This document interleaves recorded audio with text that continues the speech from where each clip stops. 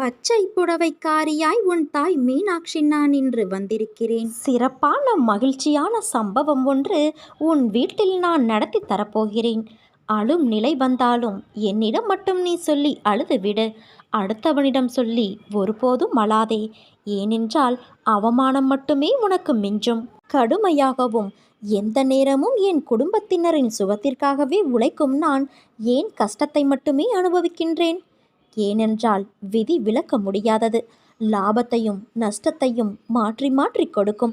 கர்ம வினைகளுக்கு ஏற்றவாறு இன்னல்கள் விளைவிக்கும். உனக்கு வரக்கூடாத வியாதிகளும் வந்து துன்புறுத்தும்.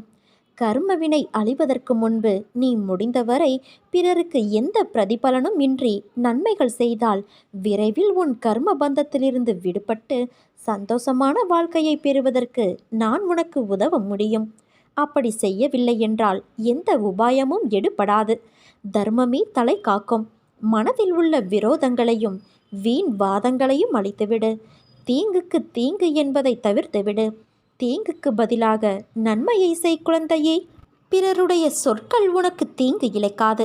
அதே சமயம் உனக்கு தீங்கு இழைத்தவர்களுக்கு உதவி தேவைப்படும் போது நீ அவர்களுக்கு உதவி செய். அதனால் நீ மகுடமாய் உயர்வாயே தவிர தாழ்ந்து போக மாட்டாய். பிறர் துன்பப்படுவதைக் கண்டு தான் இன்புறுவதைப் போன்ற பாவம் வேறு இல்லை.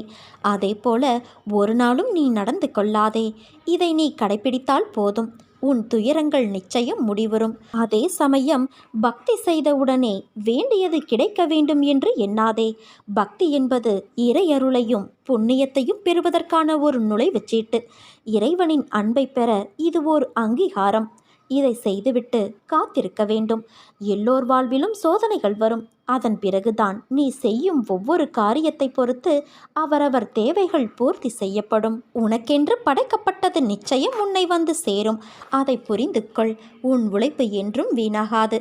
வாழ்வில் லட்சியத்தை அடைய வேண்டும் என்ற எண்ணமும் பொறுப்பும் கண்டிப்பாக இருக்க வேண்டும்.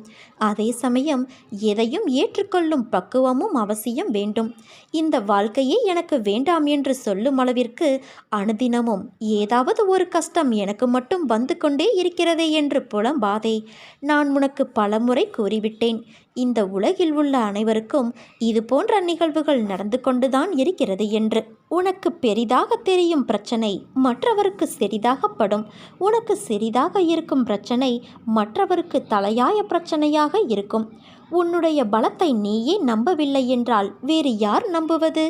நம்பிக்கையோடும் மனதைரியத்தோடும் நிதானமாக யோசித்து செயல்படு. உன் காரியம் நிச்சயம் கைகூடும் குழந்தையே. நிகழ்காலம் உனக்கு கடினமாக இருந்தாலும் இது நிரந்தரம் என்று நினைத்து கொள்ளாதே. நிலைகள் மாறும். காலம் மாறும். உன் அம்மாவான நான் மாற்றுவேன்.